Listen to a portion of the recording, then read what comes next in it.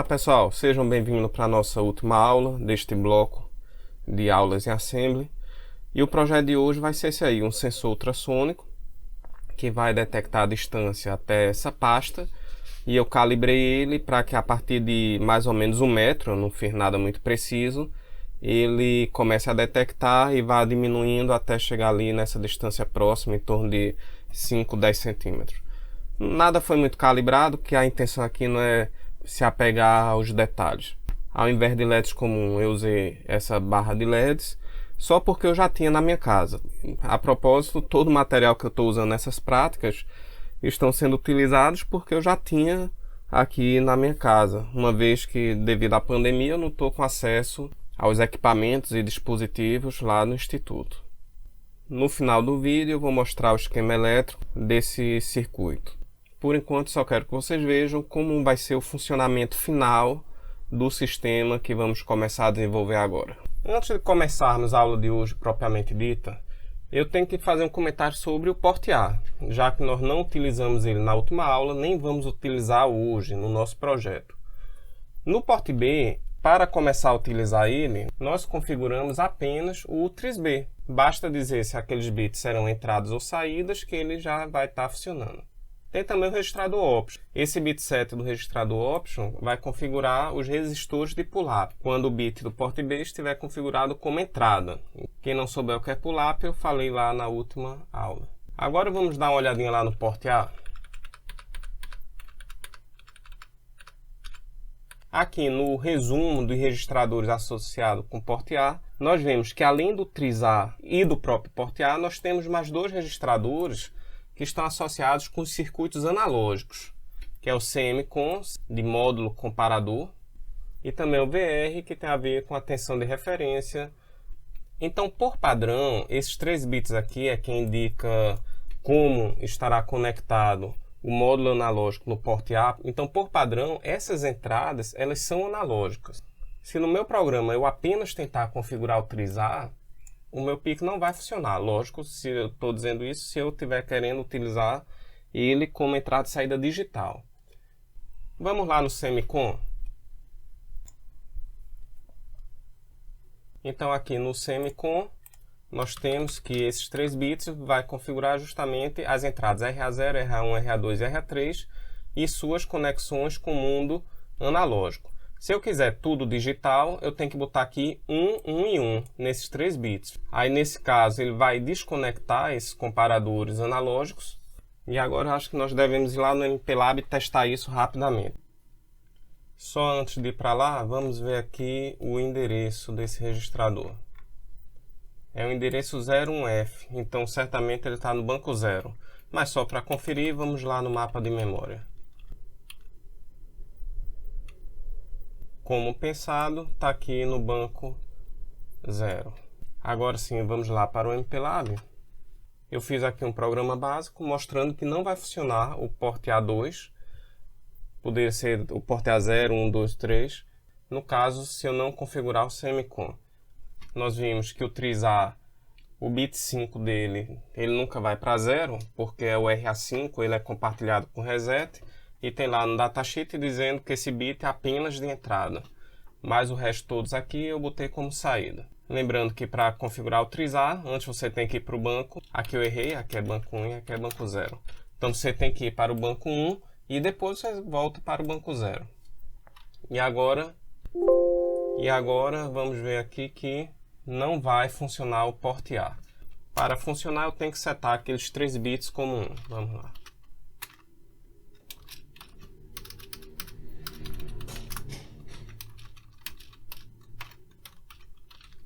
Pronto, aqui ele está no banco 0, como vimos ele é do banco 0, vamos agora simular. E agora sim o porte A está funcionando. Então é isso só que eu queria passar, e agora vamos ver o assunto planejado para hoje. Aqui na folha de dados nós já vimos a maioria dos bloquinhos aqui do Core, certo? O registrador de instrução, decodificador, essa parte aqui de configurações especiais, a unidade lógica aritmética, o W, enfim. Hoje nós vamos ver esse aqui, e vamos ver um periférico. Esse time é 0. Além desses dois, vamos ver também a questão das interrupções. Então, na ordem, primeiro vamos ver esse bloco, depois esse, e por último, as interrupções que não consta aqui nesse diagrama da arquitetura. Vamos começar pela pilha, stack em inglês é pilha, a pilha do Program Counter. O que é isso? Aqui vocês podem ver que esse bloco está conectado diretamente ao PC. E o que é que esse bloco faz? Isso é uma memória temporária, que a partir de um determinado comando ele vai armazenar esse endereço do Program Counter nessa pilha e depois ele faz o salto. E para que ele armazene esse endereço? Porque se um dia eu quiser voltar, eu tenho outra instrução que eu consigo voltar para o endereço que estava antes. Eu acho que vai ficar muito mais claro no MPLAB. Vamos lá. Primeiro eu quero ver aquela memória, essa pilha. Eu vou botar aqui View, Hardware Stack. E aqui você já vê que ele não é só uma posição de memória, como eu disse antes, que tinha uma memória que guardava o endereço do PC. Na verdade, ele tem 8 posições na memória. E as instruções que são utilizadas para guardar o endereço do PC na pilha e da pilha retornar para o PC são as instruções call e return. E essas duas instruções estão aqui na folha de dados. É esse comando aqui, call, que chama a subrotina, e o return, que retorna de uma subrotina. Voltando para o MPLAB, vamos ver isso funcionando. Suponha que esse BSF e BCF não fosse apenas duas instruções. Suponha que fosse um código longo e que tem que ser utilizado várias vezes no seu programa. Então você tem duas formas de resolver isso, dando Ctrl+C, Ctrl+V no código e colando em várias partes do seu programa, ou utilizando as subrotinas, que é o que nós vamos ver agora. Vou chamar esse bloco de pisca, seria uma subrotina isso. Vou recortar isso aqui e colar lá. E para voltar da subrotina, o comando é return. Para ir para essa subrotina é call. Só para visualizarmos melhor, vou botar aqui alguns NOP, que são comandos que não faz nada, e vou dar outro call pisca. Vou dar outro bloco de NOP, outro call pisca. Só para observarmos o funcionamento da subrotina. Vou simular agora. Pronto, F7, F7. Deixa eu aumentar aqui a janela para ver o PC aqui embaixo. Essa linha aqui é a linha 6 da minha memória de programas. Então, o próximo endereço da memória de programas é o 7. Então, o que ele vai armazenar aqui no stack é o endereço que ele tem que voltar após ele sair da subrotina. Então, o que ele vai armazenar é o endereço 7. Vamos ver aqui. 7, exatamente. Quando eu der o retorna, ele vai pegar o endereço 7, jogar aqui no PC, que agora está um 6, mas olha aqui embaixo, virou 7, que é o endereço da próxima linha aqui depois do call. E executou, agora o endereço dessa linha é A, então o que ele vai armazenar aqui é B. Na hora que der o return, ele volta para B. A mesma coisa aqui novamente, aqui ele vai armazenar um F. E por fim, aqui é um 2 e ele vai armazenar um 3. E aí ele voltou para um 3. Volto para a principal. E por que a gente tem 8 níveis nessa pilha? Porque eu posso dar um call dentro do call. Por exemplo, vamos dizer que dentro de pisca eu tenho um apaga LED. Eu estou inventando aqui umas coisas sem sentido, mas o interesse aqui é só entender a pilha, tá? Apaga LED. Seria BCF, port A, vamos botar port A1, seria o LED. Return. Vou executar novamente aqui. No call pisca, ele colocou 7 como esperado, que é o endereço dessa linha. E quando chegar no call apaga LED, ele vai armazenar o endereço da próxima linha. Ele está no 1.6 agora, ele vai armazenar um 7 aqui embaixo. Tá vendo? Um 7. Quando der o return, ele vai ler esse 1.7 e colocar no PC. E aí ele vai vir para cá. E quando der esse outro return, ele vai ler o 7 e vai voltar para cá. Agora, o que acontece se eu estourar a pilha? Por exemplo, se aqui dentro eu botar um call pisca, que aí ele vai fazer o seguinte, ele vai entrar no pisca e depois vai voltar para o pisca e vai ficar dando esse call. Vamos ver o que acontece. Call pisca, outro pisca, outro pisca. Quando ele chega aqui no máximo, no próximo ele vai dar um erro. Ele aparece aqui, ó, no output, stack overflow. Ou seja, a pilha estourou. Isso significa que você nunca mais vai conseguir voltar para aquele primeiro call, para esse call aqui. Veja que o endereço do primeiro foi perdido. Era o endereço 7 e ele foi sobrescrito com o 17, que é o desse outro aqui. Vou apertar e segurar no F7, aí você vai ver que é cíclico o preenchimento da pilha. Ok? Então nunca você deve estourar a pilha. Outro comando que tem aqui nessa lista é o retlw. Ele faz a mesma coisa do return, só que quando ele retorna retorna com determinado valor no W. Por exemplo, aqui, ao invés de return, eu vou botar retlw.10. Tá aqui, wreg. Vou botar em hexadecimal que fica mais fácil de ver. 0x10. Simular novamente. Chamou o pisca, piscou. E na hora do return, ele vai aqui no W carregar o valor 10. Então isso daqui é uma soma de dois comandos, de um return e de um movelw ao mesmo tempo. Isso é muito útil quando você quer retornar um valor de uma subrotina, como se fosse uma função. Do tipo, eu informo um número na subrotina e ele vai me retornar aquele número processado. Porque quando você entra aqui na subrotina, ele leva o que está no W. Por exemplo, aqui eu poderia testar se o W era maior que 10. Se o W for maior que 10, retorne um determinado valor. E se não for, retorne outro valor. Então essa lógica podia estar aqui. E o retorno da subrotina iria depender do meu valor do W inicial. O valor do W ele é repassado naturalmente, porque o registrador W não muda quando você chama o call. Eu espero que o conceito principal de pilha tenha sido aprendido. Mas na frente, na nossa prática de hoje, iremos utilizar o call mais vezes. Vamos agora para o segundo item da aula de hoje, que é o periférico do timer zero. Aqui na folha de dados, temos uma descrição do timer zero. O que é o timer zero? Pense no timer zero como se fosse um cronômetro ou um contador. No caso de cronômetro, esse cronômetro ele vai ter uma base de tempo, né? A frequência de incremento desse cronômetro pode ser tanto o clock de execução de instruções, quanto um clock externo. Lembrando que as instruções são executadas a cada 4 pulsos de clock. Isso significa que, se eu tenho um clock de 4 MHz, o meu timer zero será incrementado numa frequência de 1 MHz. Ou seja, a cada 1 microsegundo, o timer zero ele é incrementado. Isso se o pré-scale, que eu vou falar já já, estiver desligado. Mas voltando para cá, então o timer zero ele é um timer ou contador de 8 bits, significa que vai de 0 a 255, com capacidade de leitura ou escrita. Isso significa que, imagine no caso de um cronômetro, que ele está ali contando, e de repente eu posso escrever no cronômetro qualquer valor que eu queira, e ele vai continuar contando a partir daquele valor. Ele aqui diz também que ele tem esse divisor de frequência, eu não vou ficar falando essa palavra em inglês para não errar muito. E aí, o que acontece? Como a frequência do microcontrolador é muito alta, pode ser que eu queira uma temporização maior.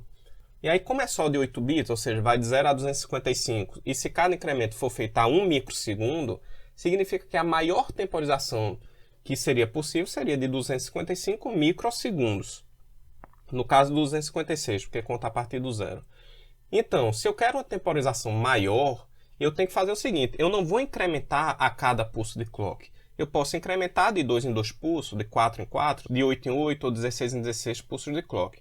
E isso vai deixar a contagem mais lenta. Eu posso ter uma temporização maior se eu usar esse pré-scale. Aqui ele diz que a fonte do clock pode ser interna ou externa. A interna é o oscilador, é o que vai gerar o clock de execução das instruções, que como dito agora há pouco, tem a frequência 1/4 da frequência do oscilador. No nosso caso do PIC16F628A, o clock interno dele, que é o que nós vamos utilizar, é de 4 MHz. Então as instruções são executadas a 1 MHz, ou seja, cada instrução é executada em 1 microsegundo. Lembrando que o período é o inverso da frequência. Ou o clock pode ser externo. Por exemplo, quando eu quiser uma temporização bem maior, eu posso usar um clock de 1 segundo como base de tempo para o meu timer zero. E também, se eu configurar ele não como timer, mas como contador, esse clock externo pode estar interligado, por exemplo, com a catraca eletrônica para contar quantas pessoas passam.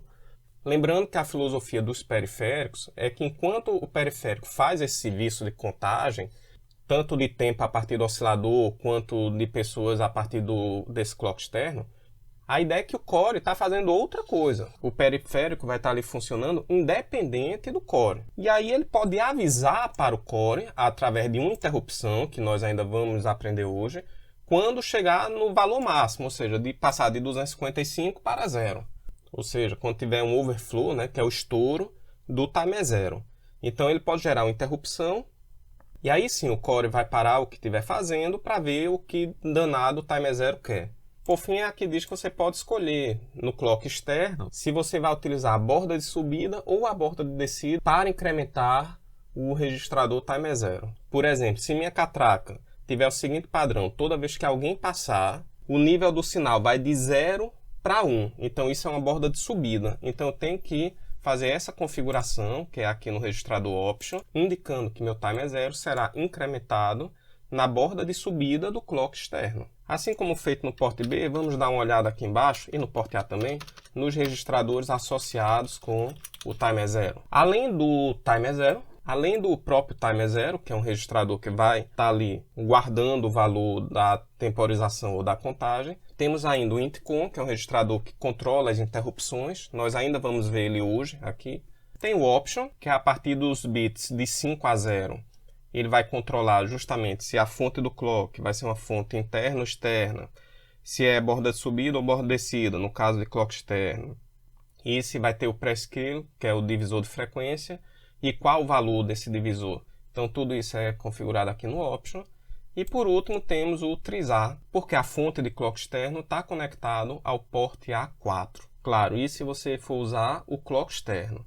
Se você for usar o clock interno, o porte A4 fica disponível para qualquer outro uso, como entrada e saída digital normal, para você fazer qualquer coisa que queira. Vamos dar uma olhada aqui no registrador option.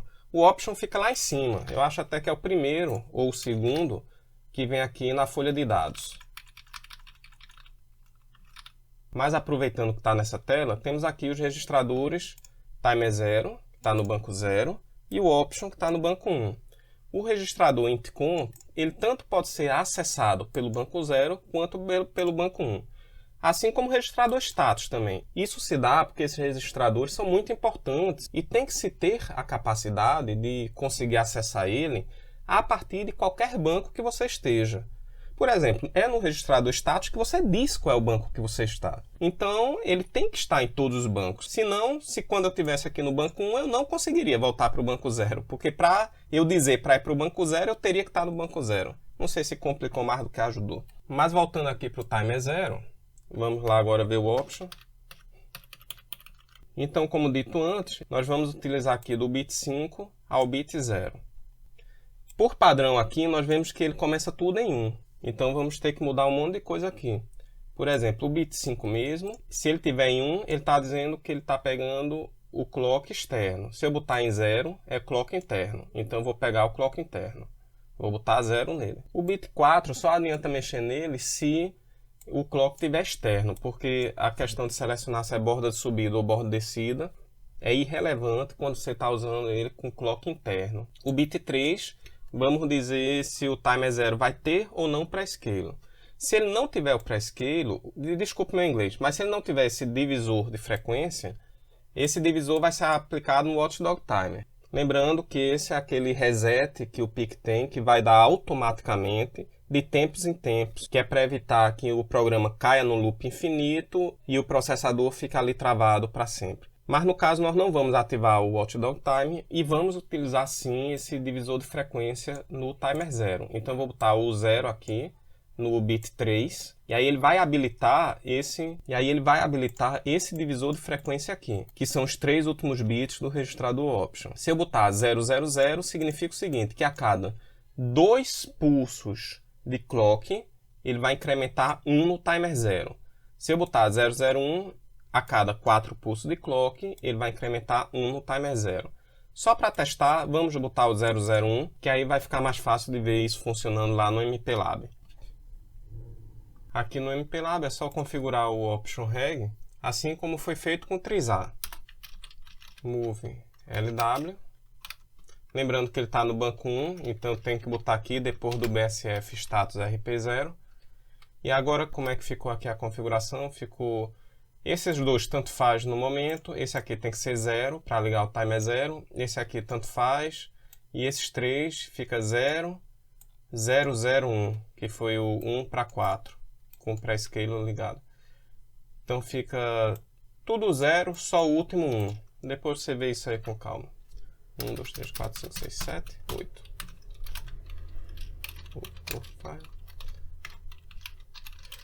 O option no MPLAB é uma palavra reservada, então se eu tentar compilar como option vai dar erro. Ele definiu, na verdade, esse endereço com o nome option reg, ok? Vou compilar aqui. Vou botar aqui para ver o timer 0. Vou botar em decimal, fica mais fácil de ver. E vamos simular agora. No momento que eu configurar aqui o option reg, a partir de agora o timer 0 já está contando. 1, 2, 3, é porque já contou a partir do anterior. 4, aí a cada 4 pulsos. O call conta 2 vezes, tá? Então quando apertar em F7 aqui, ele vai contar 2. 1, 2, 3, 4. Tá vendo? Incrementou mais 1. O RET, toda vez que tiver desvio do PC, o PIC vai consumir 2 clocks de instruções. É como se tivesse 2 instruções ali. Então, quando apertar em F7 aqui, vai contar como 2. 1, 2, 3, 4. Incrementou mais uma vez. 1, 2, 3, 4. Incrementou novamente. 1, 2, 3, 4. Vocês estão vendo, né, que o timer 0, vou apertar e segurar no F7, e ele vai incrementando independente do que eu estiver fazendo no core. Vou mostrar agora o intcon. Nós ainda não vamos mexer com ele agora, ou melhor, será bem breve, mas não é exatamente agora. Está aqui em binário. E eu quero mostrar o que acontece quando ele chegar em 255 e voltar para 0. Para agilizar, eu já vou digitar aqui 254. Pronto, vocês viram aqui? O bit 2 do registrador intcon foi para nível lógico 1 sozinho. Esse microcontrolador é realmente muito sabido. E com isso já dá para emendar agora direto na conversa sobre interrupções. Na folha de dados, no item 14.5, ele descreve as interrupções. Esse item é o mesmo item onde tem os osciladores, reset, watchdog time, que são as características especiais do microcontrolador. Mas antes de continuar, vamos falar um pouco de interrupção. Supomos que você toma um antibiótico muito forte e que tem que ser tomado num horário muito preciso. Se você tomar 1 minuto a mais, você morre. Ou se tomar 1 minuto a menos. Então, não importa o que você está fazendo. Na hora que seu despertador tocar, você tem que parar tudo que está fazendo para tomar esse antibiótico. Você vai na cozinha, pega um copo d'água, pega o antibiótico, toma, bota o copo em cima da pia e volta e continua fazendo o que estava fazendo antes. A mesma coisa aqui vai ser a interrupção. Você vai ter os periféricos que podem gerar interrupções para o microcontrolador e nesse momento o microcontrolador vai deixar o que está fazendo para ver o que o periférico está querendo. E aí vai ter todo um procedimento ali de tratamento de interrupção relativo àquele periférico. Quando terminar esse procedimento, você coloca uma instrução para o microcontrolador voltar a fazer o que estava fazendo antes. E aqui na folha de dados diz que o microcontrolador 16F628 tem 10 fontes de interrupções. E esses dois primeiros nós vamos testar no MPLAB, que é através do RB0 e através do estouro do timer 0. Os outros nós não vamos testar hoje. Mas você pode ter uma interrupção a partir de mudanças de pinos do porte B. Por exemplo, se eu tenho um teclado, então você pode ter um teclado matricial 4x4. Vocês podem ver o esquema elétrico na internet de teclado matricial. E se eu pressionar qualquer botão, ele faz uma combinação desses 4 bits mais significativos com 4 menos significativos, para saber qual foi o botão que apertou. Você tem 16 possibilidades. Então, se eu ligar isso aqui no porte B, Na hora que eu pressionar qualquer botão, ele vai sentir que o botão foi pressionado e vai gerar uma interrupção. Você tem também aqui a interrupção pelo comparador analógico, pelo envio ou recebimento de dados serial. Por exemplo, se eu ligar um Bluetooth conectado ao meu microcontrolador, toda vez que eu enviar um dado, o processo de envio de informação é lento. Então eu uso o meu periférico de comunicação serial, coloco o meu dado lá que eu tenho que transmitir e dou o comando para transmitir. Enquanto ele estiver transmitindo, eu posso fazer qualquer outra coisa no meu core. Assim que terminar a transmissão, esse meu periférico gera uma interrupção, avisando que terminou. A mesma coisa na recepção. Eu não preciso ficar olhando o pino de recepção de dado o tempo todo. Naturalmente, quando o meu Bluetooth enviar um dado para o meu microcontrolador, assim que o dado chegar, o meu periférico vai gerar uma interrupção. Em seguida, temos aqui do módulo CCP, que é um módulo que captura tempo, gera PWM, por exemplo. Inclusive, eu já adianto que hoje nós não vamos utilizar ele, mas para a prática de hoje, esse seria o periférico mais adequado. Você vai ter aqui o timer 1 e o timer 2, que estão, de um certo modo, eletricamente conectados ao módulo CCP. E também você pode gerar pelo overflow do timer 1. Qual a vantagem do timer 1 em relação ao timer 0? É que ele é de 16 bits. Então, a precisão dele na contagem, eu posso contar tempos maiores com a precisão maior. Por fim, temos aqui a interrupção pelo uso da memória EDOSPROM, que é aquela memória que você vai gravar informações que não pode ser perdida quando eu desenergizar o PIC. Por exemplo, se eu seto o ar-condicionado em 25 graus e desligo o ar-condicionado, quando eu ligar ele novamente, eu quero que ele continue naquela mesma temperatura. Então, isso aí é salvo nesse tipo de memória. Hoje o foco serão essas duas interrupções. E o registrador de uso especial que controlam as interrupções são esses aqui. Intcom, PIR1, PIE1. Tem 3 registradores porque são muitos periféricos. Como a gente viu antes, são 10 fontes de interrupções. Então não caberia em um registrador só fazer todos os controles necessários. Então esses 2 registradores vão tratar de interrupções, por exemplo, do módulo comparador, do TX, do RX, do módulo CCP, do timer 1, do timer 2. E esse primeiro é o que vai tratar da interrupção do timer 0 e do RB0, que são as 2 interrupções que vamos utilizar hoje. A explicação do Intcom está lá em cima, na página 26, logo depois do Option. Lembrando que o Intcom pode ser acessado por qualquer banco de memória. Aqui até mostra que ele tem 4 endereços de memória, que é banco 0, 1, 2, 3. E o status inicial dele, quando você energiza o PIC, são todos seus bits em 0. Vamos ver agora o que cada bit desse faz. O bit 7 é quem habilita todas as interrupções, é como se fosse uma chave geral, o disjuntor geral. Você vai ter um disjuntor geral, que é esse, e depois disjuntores individuais para cada interrupção. A bem da verdade, para os outros periféricos, como timer 1, CCP, escrito em EDOSPROM, você tem 2 chaves gerais. Você vai ter o bit 7, que é o geralzão, e vai ter o bit 6, que é como se fosse a habilitação das interrupções desses periféricos. Já o timer 0 e o RB0, eles estão direto no Intcom. Então você não precisa mexer no bit 6 para mexer no timer 0 e no RB0. O bit 5 vai habilitar ou desabilitar, é como se fosse aquele disjuntor local, a interrupção do timer 0. E o bit 4 vai habilitar ou desabilitar a interrupção do RB0. E o Intcom também, aqui você controla direto a interrupção por mudança de portas nos pinos do RB4 ao RB7. Nós não vamos utilizar esse. E esses 3 últimos bits são os flags. O que é o flag? O flag é um bit que automaticamente vai mudar de estado toda vez que ocorrer aquela interrupção. Vocês lembram na simulação do timer 0, que eu botei lá um Intcom, e quando teve o estouro do timer 0, o bit 2 do Intcom foi automaticamente para 1. Fiz isso agora na simulação. Então esse é o flag. Quando esse bit vai para 1, ele indica que houve o estouro do timer 0. E se a interrupção estiver habilitada, a partir do bit 5, ele vai entrar na interrupção. Agora ele bota aqui uma observação. Tem que ser limpa no software. Ou seja, o periférico gera esse bit, ele aciona esse flag, mas ele não limpa. Ou seja, por hardware ele seta. E por software, você, o programador, deve prever a limpeza desse bit quando entrar na interrupção. Na verdade, você só vai conseguir sair da interrupção depois que você limpar esse bit. A mesma coisa para o RB0, quando o pino RB0 muda de estado, ou de 0 para 1 ou de 1 para 0, a depender de uma configuração que tem lá no Option, esse flag vai para 1. E você tem que limpar ele no software antes de sair da interrupção. E por fim, esse é o flag por mudança do pinos RB7 a RB4. Então você pode ver que vão ter 3 bits para habilitar interrupções e 3 bits de flag, sendo timer 0, RB0 e RB4 a 7. E onde fica essa tal de interrupção? Eu vou mostrar agora sim no MPLAB. Nesse programa que está aqui na tela, já que o timer 0 já está funcionando, vamos começar por ele. Vamos criar uma interrupção para o timer 0.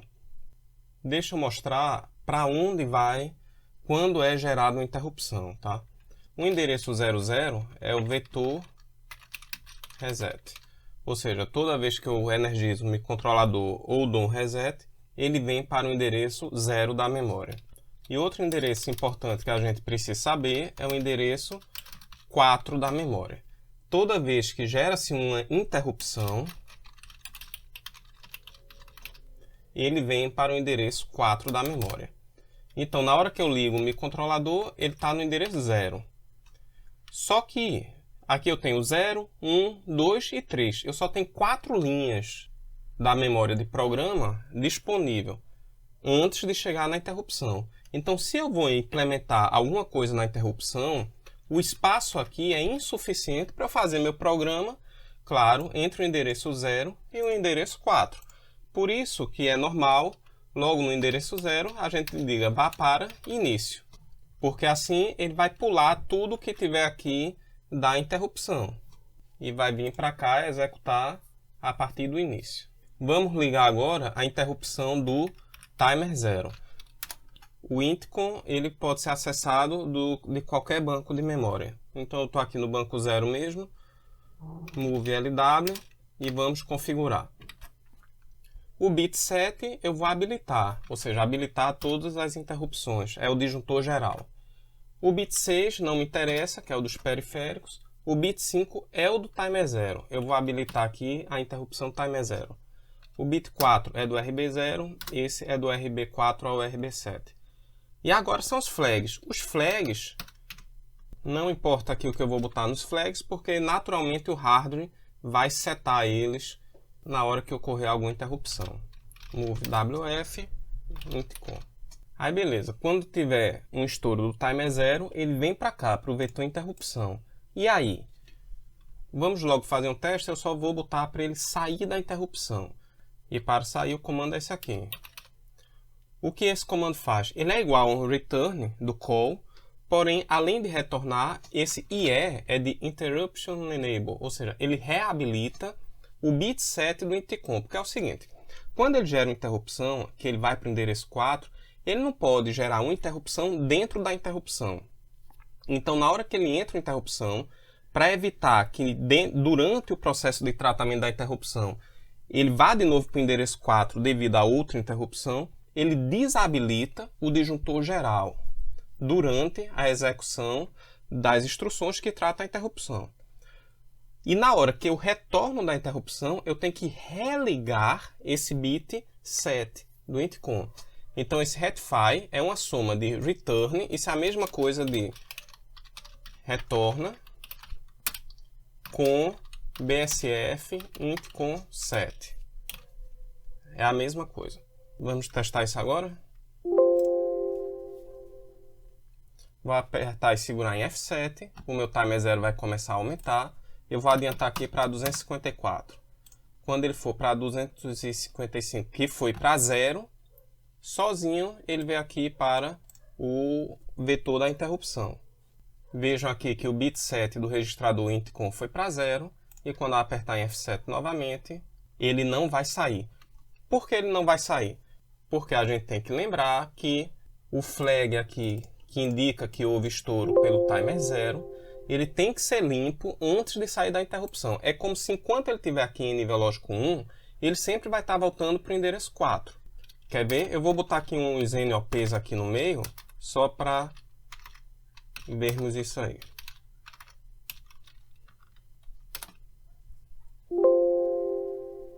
Vou adiantar aqui para 255.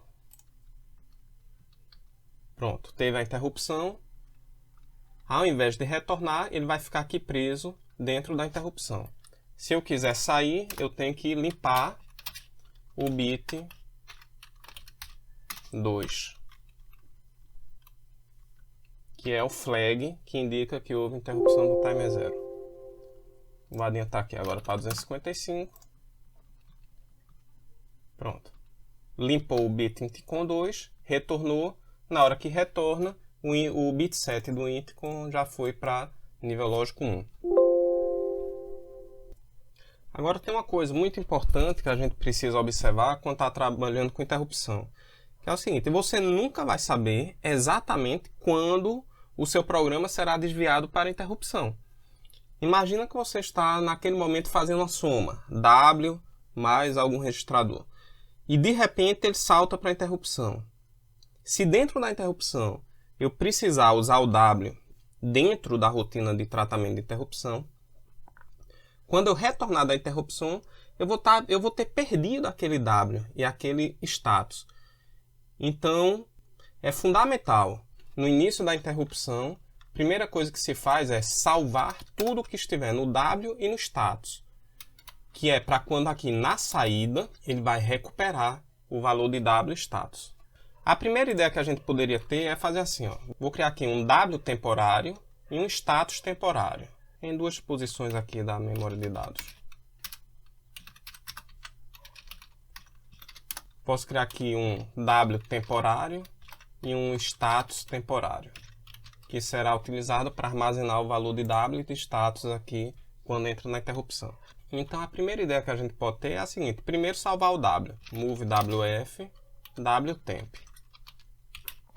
E aí na hora que estiver saindo aqui da interrupção, move F, WTemp, vírgula W. Ou seja, aqui eu pego do W e jogo no WTemp e aqui do WTemp para W. A mesma coisa fazer com o registrador status. Só que o status, antes eu tenho que passar para o W para depois passar para o status. Move F status, vírgula W, move WF, status, temp. E aqui a mesma coisa, move F status, temp para W, move WF, status. E aí eu recuperei o que tem antes no status e o que tem antes no W. Isso aqui é a solução mais imediata que podemos pensar. Porém, tem um problema, que o move WF e o move F, eles alteram o valor do status Z. Isso significa o seguinte, que essas operações, elas alteram o valor do status, o status Z. Então não é bom usar o comando moveF, movewf para salvar o status. Como alternativa, a Microchip recomenda usar o comando swapf. Esse comando aqui é parecido com move, só que ele troca os 4 bits mais significativos da palavra com os 4 bits menos significativos. Por exemplo, se a minha palavra for 00001111, na hora que eu der esse comando, vai virar 11111000. Ele troca os 4 bits. Apesar de estranho, essa troca não tem problema, porque se eu troco os 4 bits menos significativos por mais significativo na entrada e destroco na saída, é como se não tivesse feito nada. E a vantagem desse comando é que ele não altera o status Z. Então aqui está a rotina conforme recomendado pela Microchip, que é parecido com o que a gente fez. Swap. E aí o status temp vai ficar invertido, e aí eu tenho que fazer a mesma coisa na saída. Eu inverto novamente o status temp antes de gravar no status. E agora vem aqui o W. O W eu não vou poder pegar direto do registrador e jogar no W não, porque se o W temp for igual a 0, o meu status Z vai ser alterado também. Então aqui eu vou ter que fazer a mesma coisa, só que eu vou ter que usar 2 comandos. Porque não tem o swapf, ele não move direto de um registrador para o W e salvar no próprio WTemp. E aí o WTemp vai ser o W invertido. E aí agora eu pego esse W invertido e movo para o W, desinvertendo.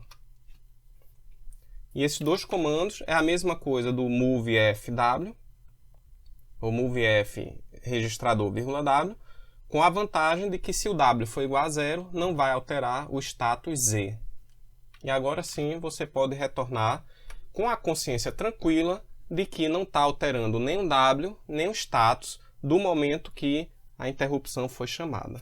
Agora vamos ligar a outra interrupção, a do RB0. Vamos lá no intcom, ligar esse bit aqui, esse aqui, que é o que indica que ele vai tratar a interrupção por RB0.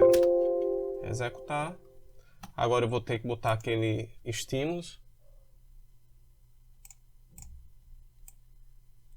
Vou botar aqui um RB0.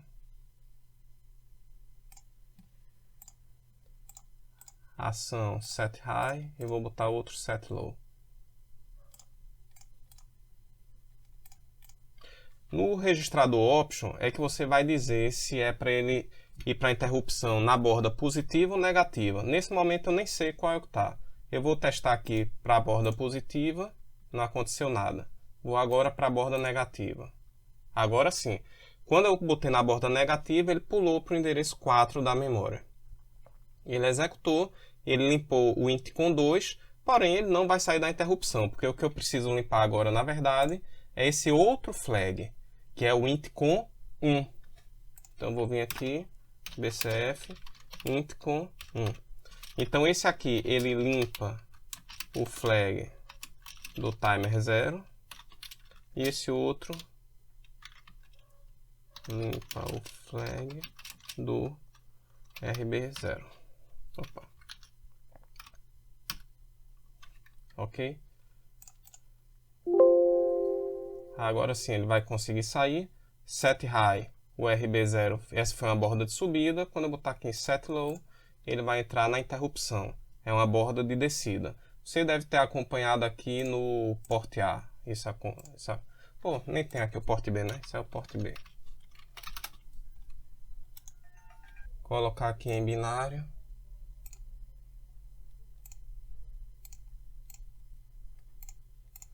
Vamos dar uma olhadinha lá na folha de dados, aonde a gente muda de borda positiva para borda negativa. É lá no registrador option. Então está aqui no bit 6, onde está dizendo, se aqui o bit estiver em 1, significa que é borda de subida. Se tiver em 0, a interrupção será na borda de descida, tá? Vou voltar lá agora para a programação. Esse bit 6 está aqui, ó. Bit 6 do option. 7, 6, é esse bit aqui. Ele está em 0, significa que está na borda descida. Tá? Se eu botar aqui em nível lógico 1, vamos fazer o teste. Ele vai funcionar na borda de subida. Vou testar aqui, set high, e agora ele vai entrar já na interrupção. Tá vendo? Ele era 0, foi para 1, borda de subida. Para finalizar o assunto de interrupção, nós só precisamos saber o seguinte. Aqui tem duas interrupções. O do timer 0 e o do RB0. Quando ele entra na interrupção, ele não sabe qual foi a que gerou. Minha janelinha deu um bugzinho de novo, mas vamos lá. A primeira coisa que tem que fazer aqui, depois de salvar o W status, é justamente identificar qual foi a interrupção que ocorreu. Então vamos fazer assim. Vamos criar aqui uma área de trata, interrupção do timer 0. Vou tirar esses NOPs aqui. Vai ter outra área aqui que vai tratar a interrupção por RB0. E ao fim desse bloco de trata timer 0, ele vai para fim da interrupção. Assim como quando acabar do RB0, ele vai também para fim de interrupção.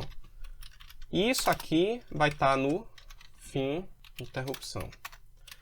Esse BCF,2 deve estar dentro do trata timer 0. Porque senão toda vez ele ia limpar tanto o intcom 1 quanto o intcom 2. Independente do tipo da interrupção que ocorreu. Agora não. Se ocorreu timer 0, ele vai tratar a interrupção timer 0 e vai limpar o intcom 2, vem aqui para fim de interrupção, recupera o status do W e retorna na interrupção. Se ocorreu do RB0, enfim, ele vem para cá, trata a interrupção do RB0, limpa o intcom 1 e vai para o fim da interrupção. Esse goToFinInt nem precisava ter, né? Porque está em série aqui. Naturalmente o PC, o Program Counter, depois que ele executa essa instrução, naturalmente ele viria para cá. Mas só por uma questão de organização, deixa assim mesmo. E aqui eu tenho que testar, né? BTFSS, ou melhor, BTFSC. Se esse bit for igual a 1, goto trata timer 0. Se não, não faça nada. Ele só vai pular essa linha goto trata timer 0 e continua a sua vida. Depois ele vai testar int com 1. Se ele tiver em nível lógico 1, que é essa linha aqui, ele vai tratar o RB0. Se não for nenhum dos dois, goto fim int. Veja, nesse caso agora, é impossível não ser nenhum dos dois. Na verdade, eu estou sendo aqui bastante redundante. Que bastava testar o timer 0, que se não for o timer 0, obrigatoriamente vai ser o RB0. Porque só tem essas duas interrupções ativas. Mas eu estou fazendo assim por uma questão didática.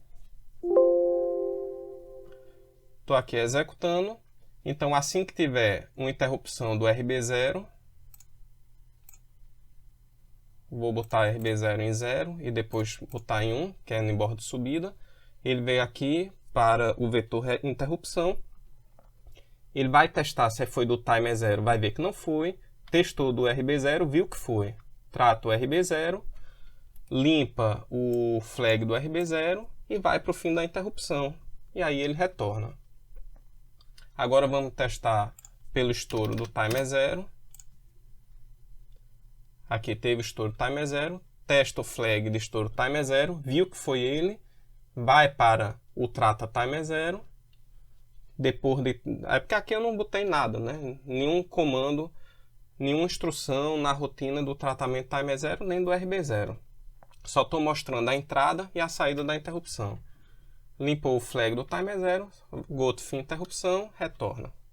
Feito isso, acabamos a parte de interrupção. Nós vamos utilizar agora essas interrupções no nosso projeto. Na verdade, só vamos utilizar o do RB0, tá? No nosso projeto. Que vocês já viram o vídeo dele funcionando lá no início dessa aula. Agora, conhecendo todas as ferramentas dessa primeira parte do curso, vou dar uma pausazinha aqui e vou lá para o fluxograma. É importante entendermos logo o problema e eu vou usar esse sensor ultrassônico, né, para medir a distância e na medida que eu for me aproximando, os LEDs vão se apagando. Eu tenho 4 LEDs e quanto mais perto o obstáculo, menos LED vai se acender. Esse sensor eu tenho ele há muito tempo, veio num kit de Arduino e nunca tenho usado, foi uma oportunidade para eu usar. Ele tem 4 pinos, onde 2 é de alimentação, VCC e terra, óbvio que tem que ser alimentado. E tem mais 2, um é o trigger e o outro é o eco. Como é que ele funciona?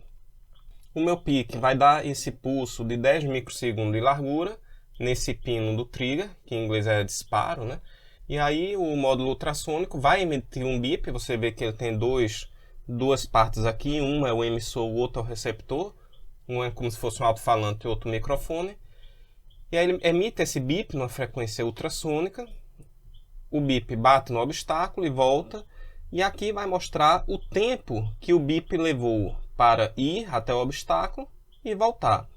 A largura desse sinal, que vem pelo pino eco, é quem vai dizer a distância do objeto. Aqui tem a fórmula, né?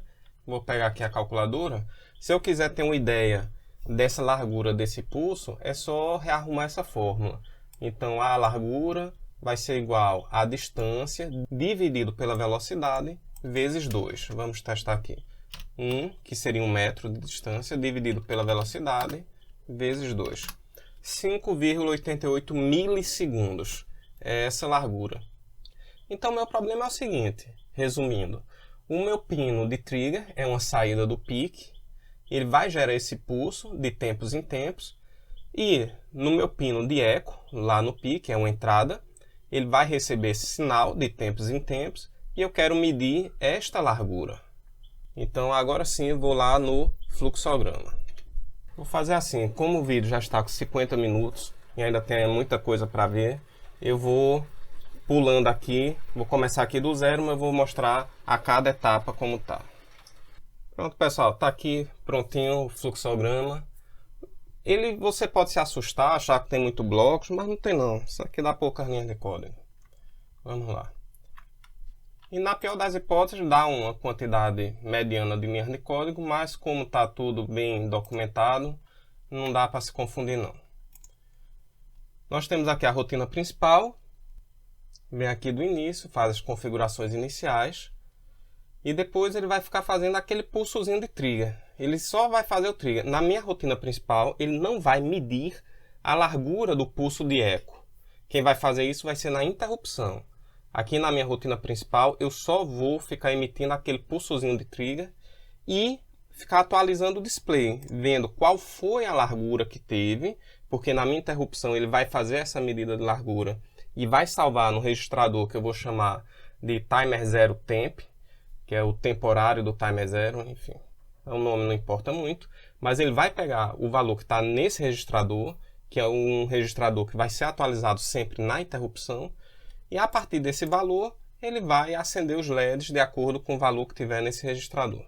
Aqui eu troquei as cores, aqui é azul e aqui é amarelo. Mas continuando aqui, a primeira subrotina é o trigger. Percebam aqui como é no fluxograma que você representa uma subrotina. É esse retângulo com esses tracinhos na borda, até aqui, ó. Então o trigger, ele faz o pino trigger ir para nível lógico 1. Eu ainda vou definir qual vai ser esse pino, mas eu acho que vai ser o RB1. Vai aguardar 10 microsegundos e depois ele vai fazer o trigger igual a 0. E retorna para a rotina principal. Esse delay de 10 microsegundos é muito pequenininho. Dá para fazer inclusive com NOP. Porque cada NOP no Operation, aquele comando, ele consome 1 microsegundo. Então se eu botar 10 NOPs, um abaixo do outro, ele vai dar uma temporização de 10 microsegundos. Na verdade vai bastar 9 NOP, visto que o próprio BSF aqui ele já vai consumir 1 microsegundo também. Então não compensa aqui nem usar o Timer Zero, nem fazer nenhuma rotina muito sofisticada de delay, porque o delay é muito pequeno, ok? Vamos implementar no momento esses dois lá no MPLAB. Depois eu volto para falar desses outros dois. Vou começar dando uma limpeza aqui no MPLAB, tá? Vou apagar essa parte aqui da rotina principal, vou apagar tudo que tiver respeito a porte A, já que a gente não vai mais usar o porte A. Vou desligar logo aqui para não me esquecer a interrupção do Timer Zero, é no bit int com 5. Isso aí eu já sei de cabeça, mas vocês podem olhar lá ou voltar no vídeo e olhar na folha de dados. Então agora só está habilitada a interrupção do RB0. Vou também aqui tirar tudo que tiver de interrupção do Timer Zero da minha interrupção. Agora mais na frente eu ainda vou usar o do RB0, então isso aqui não existe. O fin int ainda existe. Agora eu vou botar isso aqui dentro do fin int. Pronto. Então aqui dentro é onde eu vou botar a interrupção do Timer Zero. Aqui é salvo contexto, sai, limpa o bit do flag e tudo que for da interrupção do RB0 eu vou escrever aqui. E pronto, já dei uma limpada aqui. Agora vamos definir quais vão ser as portas que vão ser utilizadas. Aqui eu tenho uma foto do circuito já montado e já funcionando. Na verdade esse programa eu já digitei antes, já tinha testado. Justamente para poder montar o protoboard e ver qual era a melhor, ver quais eram as melhores opções. Aqui eu já preparei a folha de dados do PIC na página que tem a fotozinha do microcontrolador, certo? Então vamos lá. Esse fio verde é o eco, que é o que vem para o RB0, certo? Então vou definir aqui.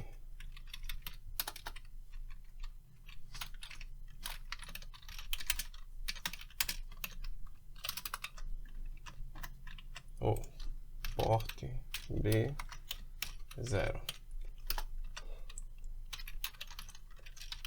O próximo é o trigger, vai ser o porte B1. É esse fio marrom que tem aqui. Esse fio marrom, ele está indo aqui para o trigger. RB1. O próximo pino, vamos ver os LEDs. Esse é o LED 1, 2, 3, 4. Eu poderia aqui botar até 10 LEDs. Por que eu não botei 10 LEDs? Primeiro porque ia complicar mais aqui a montagem. Eu ia precisar usar o porte A E eu não tenho aqui na minha residência tantos resistores, eu tinha pouquinhos. Então por isso que eu só liguei aqui 4 LEDs dos 10 que tem nessa barrinha de LED. Para ligar o LED é só botar um resistor, o LED e o outro pino do LED no terra. O LED está aqui, certo? O anodo, cátodo, e a corrente vem por aqui, desce, passa pelo LED e vai para o terra. Então voltando aqui, então o LED 1 está nesse pino aqui, ó, que é esse aqui, é o RB5.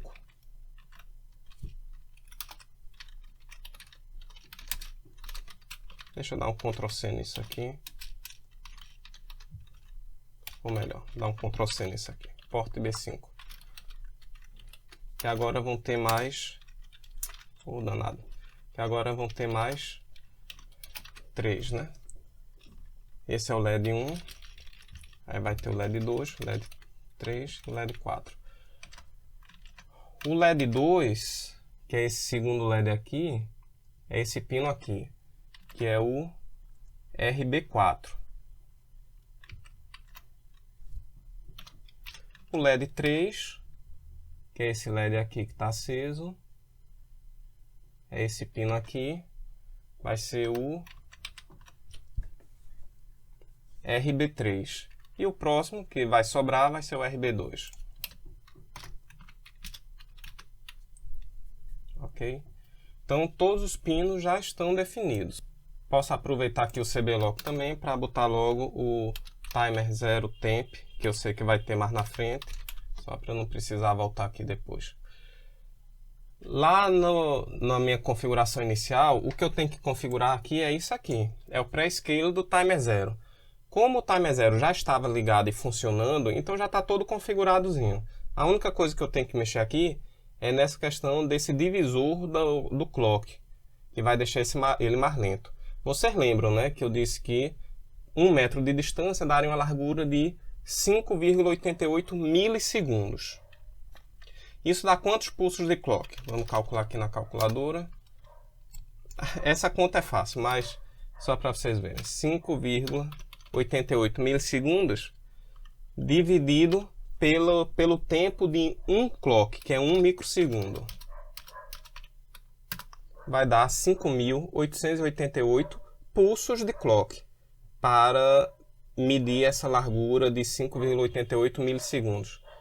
Claro que 5.888 não cabe no timer 0, que o timer 0 só vai de 0 a 255. Por isso que eu tenho que dividir esse valor por um determinado número, tal que o valor resultante caiba dentro de um registrador de 8 bits. Por exemplo, se eu dividir isso por 32, vai dar 183. Esse vai ser o meu multiplicador, o meu divisor que eu tenho que usar, o meu pré-scale. Aí eu tenho que ir lá na folha de dados e ver qual é o código aqui, que eu boto aqui, para dividir por 32. Já estou aqui na página do Option, e o pré-scale são esses 3 últimos bits, então está aqui, ó, 1 para 32 no timer 0, o código vai ser 100, que eu tenho que botar nos 3 últimos bits do registrador Option. 100. Vamos só testar para ver se ele está realmente incrementando com 32 apertados em F7.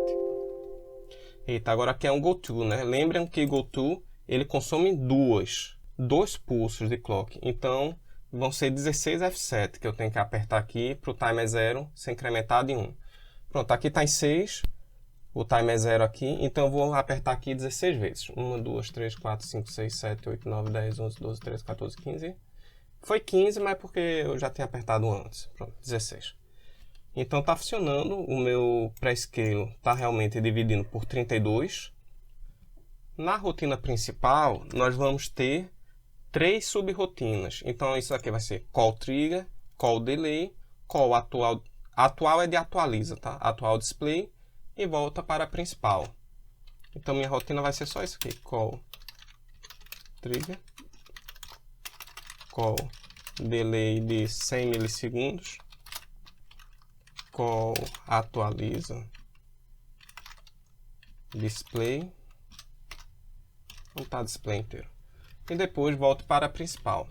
E aí, para não dar erro, eu tenho que criar aqui o trigger return, o delay de 100 milissegundos, return. E por fim, o atualiza display e o return. No trigger, o que é que ele faz aqui no trigger? Ele coloca o bit, a porta, né, o port B, esse é o port B1, o trigger em 1, aguarda 10 microsegundos, bota em 0 e retorna. Então, vamos colocar o pino do trigger em 1, aguardar 10 microsegundos, no caso, eu preciso colocar 9 NOP, e depois limpa o trigger e retorna. Acabou-se. Vamos para o próximo. Delay 100 milissegundos. Veja, pessoal, para fazer um delay de 10 microsegundos é uma coisa. Você bota aqui 10 NOP ou 9 NOP e resolve o problema. Agora, 100 milissegundos precisaria de quê? Precisaria de 100 mil NOPs. Nem teria memória no PIC para fazer isso. Então temos que recorrer a outro método. Como é que é outro método? Nós vamos criar dois registradores chamados conteA de contador A e contB de contador B. E vamos fazer o seguinte. Vamos começar o contador A de um determinado valor. De cabeça, se eu não me engano, é 129, mas a gente ainda vai testar. E o contador B, naturalmente, ele vai começar de 255. Porque quando ele chegar em 0, aqui no fim dessa rotina, ele vai voltar para 255 sozinho. Eu não preciso me preocupar com ele. Como é que funciona isso aqui? Ele vai começar 255, 254, 253, e a cada decremento desse, isso daqui em C é o símbolo de decremento, né? É o operando, menos, menos, e significa cont B igual a cont B menos 1. Enfim, ele está decrementando. E a cada decrementação, ele testa para ver se o resultado é 0. Ou seja, se o cont B já chegou em 0. Enquanto ele não tiver chegado em 0, ele decrementa mais uma unidade e testa de novo. E fica nesse loop, ele vai fazer isso 255 vezes. Na última vez, ele vai testar, vai ver que é 0, e aí ele passa para o próximo estágio aqui. E aí ele vai fazer a mesma coisa que fez aqui com o contador B, só com o contador A. O contador A era 129, vai decrementar 1, vai para 128, vai testar aqui, vai ver que ainda não é 0, vai retornar para cá e vai refazer toda aquela contagem do contador B. O contador B aqui vai começar de novo de 255 e vai contar mais uma vez aqui 255. Então ele vai ficar nisso. 255 aqui, decrementa 1 do conteA. Faz 255 aqui, decrementa 1 do conteA. 255 aqui, decrementa 1 do conteA. Até que o conteA seja igual a 0. E quando ele for igual a 0, ele sai, ele retorna. Tá? Por que eu botei esse retângulo junto com esse losango? Porque no PIC tem uma instrução que já faz essas duas coisas de uma vez só. Tá? Que é o DEC FSZ. Ele decrementa uma unidade e testa se o resultado é 0. Se o resultado for 0, ele pula a próxima linha. Ele é a mesma coisa, deixa eu vir aqui, o DEC FSZ é a mesma coisa do DEC F mais o BT FSC. É a mesma coisa de você botar essas duas instruções em série, certo? Então vamos fazer isso. Lá no CBLOC eu tenho que botar aqui o conteA e o contB. Vou inicializar aqui o delay, o conteA com 129, de cabeça eu tenho esse número, que é o que vai dar 100 milissegundos aqui. Ele vai repetir esse loop aqui maior 129 vezes.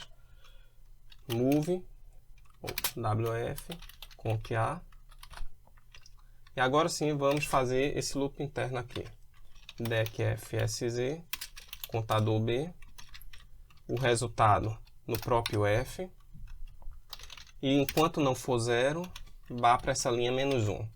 E é isso aqui, ó, vá para essa linha menos 1. Ele volta para a linha de cima, tá? Depois ele vai fazer o decremento do contador A. E retorna em F. Caso não chegue em 0, volta para cá. Para essa linha menos 3. 1, 2, 3. Ele vai voltar para a decrementação do contador B. Aqui, ó. Se isso for igual a 0, retorna, como está aqui. Vamos simular para ver se isso está dando 100 milissegundos. Vou compilar aqui. Apertar em F7 até chegar lá no call 100 milissegundos. Como é que eu testo esse delay? Veja, eu não vou ficar apertando F7 até chegar em 100 milissegundos, ia demorar muito. E para medir o tempo, como é que faz? Então você tem que vir aqui em Debugger, Stopwatch. Isso aqui é como se fosse um cronômetro. Primeira coisa que você tem que fazer é zerar o cronômetro e ver se a frequência do oscilador está a sua frequência. No meu caso é 4 MHz. Então eu tenho que vir aqui em Debugger, Configurações e mexer aqui. Frequência do processador 4 MHz. Aplicar. OK. Então agora eu vou apertar em F7 até sair do call. Só que isso ia demorar muito. Qual é uma solução que tem para isso? É usar os breakpoints. O que é breakpoints? Você vai dar 2 cliques aqui, na próxima linha, vai ficar esse Bzinho vermelho. Se eu apertar F9, o meu MPLAB vai executar todas as instruções super rápido, até ele encontrar algum breakpoint. Então eu vou apertar em F9, ele disse que o Watchdog Time disparou, porque eu esqueci de desligar o Watchdog Time do Configuration Bits, mas vou lá de novo. É melhor fazer, vou desligar logo esse Watchdog Time.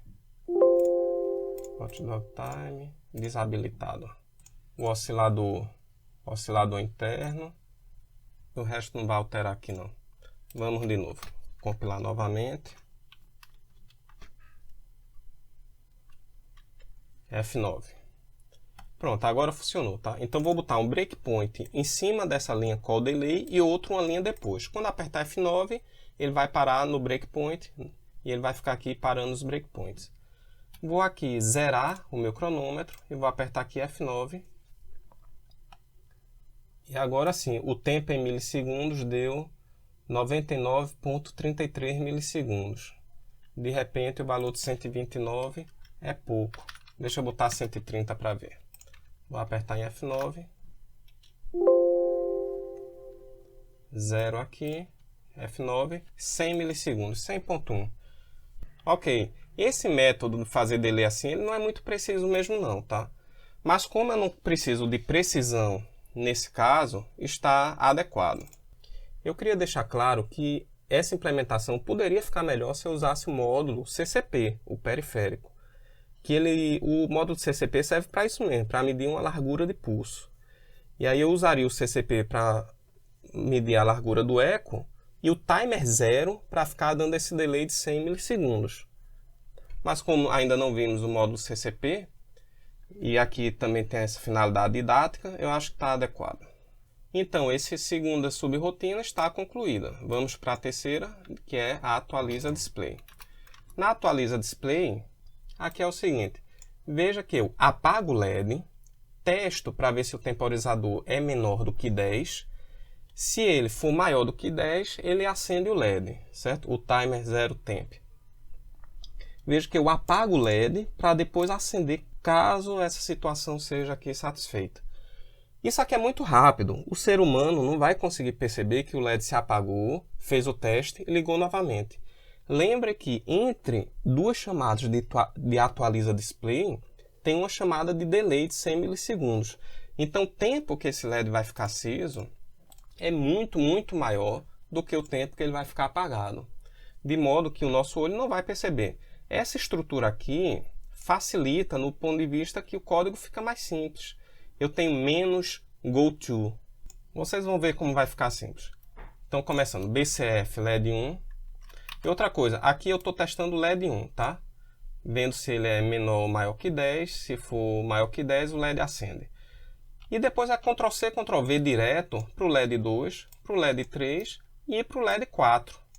Então, o código aparenta ser grande, mas eu fazendo isso aqui, é só dar Ctrl+C, Ctrl+V. Vamos lá no MPLAB. Então, primeiro eu vou apagar o LED 1. Depois eu subtraio ele de 10. Move LW 10. ou melhor, subtrial timer 0 temp, sub wf timer 0 temp. Agora veja, depois que eu subtraio, aqui eu estou fazendo timer 0 temp menos 10. Esse resultado eu não posso salvar em F, porque senão ele vai sobrescrever o valor da minha medição, que esse timer 0 temp é o valor medido lá na minha interrupção, que ainda vou mostrar como ele faz. Então, para não mexer no valor timer 0 temp, eu tenho que salvar o resultado no W. Até porque não me interessa o valor que deu no resultado, eu só quero saber se foi maior ou menor que 0. Para saber se deu positivo ou não. Então depois vou testar o status C. Aqui, ó, eu vou pular essa linha caso o resultado dê 0. Aqui, ó, tá vendo que o 0 pula a próxima linha.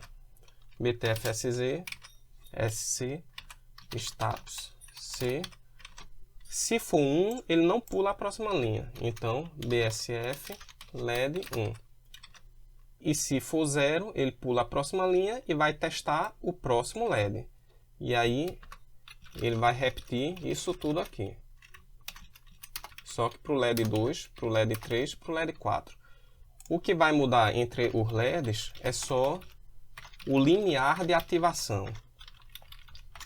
Esse aqui vai comparar o timer 0 temp com o valor 10, o LED 1, o LED 2 com 20, o LED 3 com 30, o LED 4 com 40. Isso daqui foi experimental, tá? Eu não fiz as contas não. Retorna. Tá feito. Atualiza o display. Vamos agora implementar a interrupção, certo? A interrupção está aqui. Como é que a interrupção faz? Primeiro ele salva o contexto, como a gente já viu, aquela questão de salvar o status e o W. Depois que ele salva o contexto, ele vai fazer o seguinte. Esse pino que retorna o eco, eu quero medir essa largura. Ele está em 0 ou está em 1? Outra coisa, isso aqui é o RB0. Então, ele vai entrar nas interrupções nas bordas. Só que o RB0, você tem que configurar se quer ver a borda de subida ou a borda de descida. Ele não vê as duas ao mesmo tempo. Então, toda vez que ele detectar que está aqui em cima, eu vou reconfigurar a minha interrupção para ele detectar agora na borda de descida. E toda vez que ele estiver embaixo, eu vou reconfigurar para ele ver a borda de subida. E assim ele vai estar sempre olhando para a próxima borda. Tá entendendo? Então, o timer 0 temp vai armazenar esta largura aqui. Toda vez que tiver a borda de subida, ele vai zerar o timer 0 para começar o cronômetro. Disparou o cronômetro.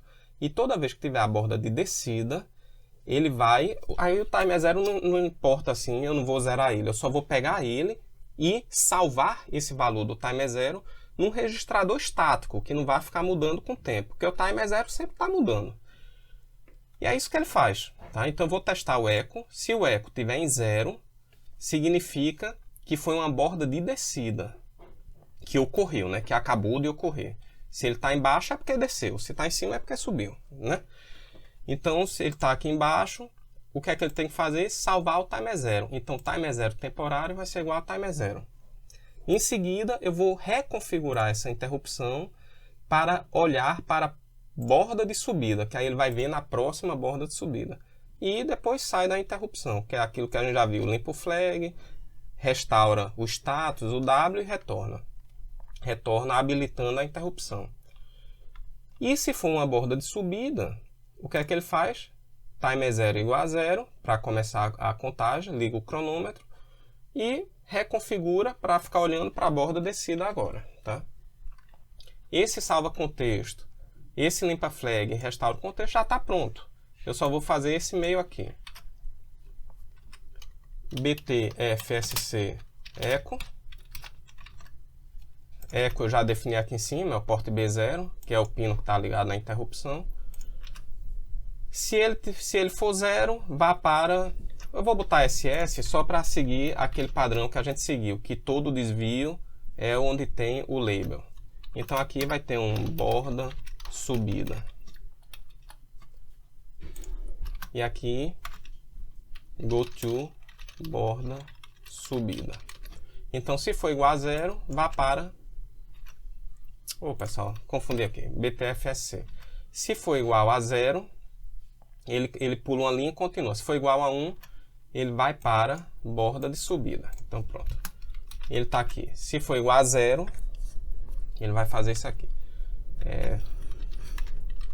Ele vai copiar o timer 0 para timer 0 temp.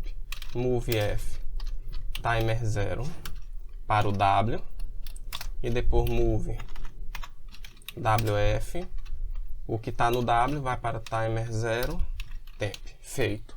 E agora aquela questão de reconfigurar. Vê, para reconfigurar, infelizmente eu vou copiar isso tudo aqui, porque facilita. Para fazer essa reconfiguração, eu vou ter que ir para o banco 1. Porque o option, ele está no banco 1. Onde é que eu estou? Está aqui. Então vamos reconfigurar. Seta o banco 1, eu vou mexer no option e depois volta para o banco 0. Mas eu não vou mexer em todos os bits não, tá? Eu vou fazer o seguinte, eu vou só mexer no bit que me interessa. Eu quero que seja agora borda de subida. Para ser borda de subida, deixa eu dar uma olhada aqui. O meu bit 6, ele tem que ir para nível lógico 1. Então BSF, o option reg 6. Pronto. O meu bit 6 do option reg foi para nível lógico 1. Ele está reconfigurando a interrupção para a borda de subida. E aí ele tem que voltar para o banco 0. Terminado isso, vá para fim interrupção. Ele veio aqui para fim interrupção. Não é fim não, né? É SciInt, né? Sai, mas aqui eu botei fim, deixa fim mesmo. Pronto. Eu mudo aqui. Fim interrupção. Agora vamos ver aqui o borda subida. Se for borda subida, ele limpa o timer 0 e reconfigura para que na próxima vez ele pegue a borda de descida. Ao invés de BSF, aqui vai ser BCF e pronto, está reconfigurado.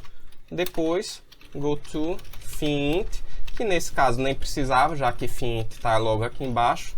Naturalmente, pela ordem aqui do program count, ele sairia. E aqui só falta uma coisa que eu ia esquecendo, que é o trisb. Então aqui nas configurações iniciais, dentro do início, depois de setar o banco 1, que o trisb é no banco 1, move LW, e quem são as entradas e quem são as saídas, né? Eu acho que de entrada só tem um eco, tá? Porque é que vem do sensor entrando no PIC. O resto tudo é saída, do porte B1 ao porte B5, é tudo saída. Vou lá novamente, início, entrada, esses dois eu não estou usando, então 5, 4, 3, 2, 1, 0. O 0 é a entrada.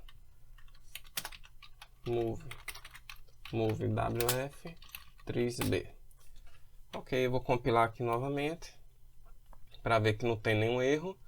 Nadinha, tudo ok, não tem nenhum warning. As mensagens que tem aqui é referente a registradores que foram modificados sem estar no banco 0, ou seja, no banco 1.